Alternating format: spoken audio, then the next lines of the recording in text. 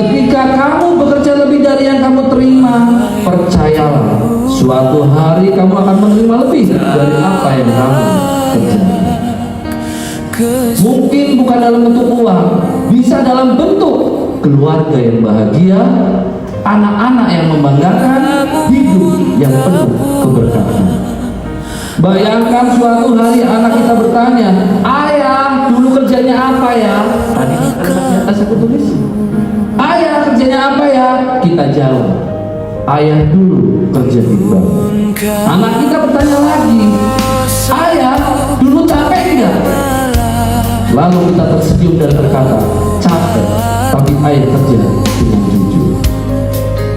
Itu kebanggaan terbesar, karena rezeki kita tidak selalu datang dari jalan yang mudah, tetapi dari hati yang sabar dan tangan terus bekerja. Ramadan ini adalah kesempatan untuk menambah saldo. Ramadan ini adalah kesempatan untuk menambah saldo amal kita. Kalau di bank kita takut saldo minus, maka dalam hidup kita juga harus takut kalau amal kita kosong.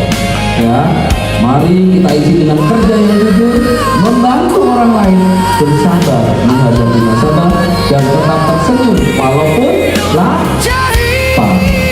Karena bisa jadi senyuman kita kepada orang lain di bulan Ramadan lebih berharga daripada angka yang ada di dunia.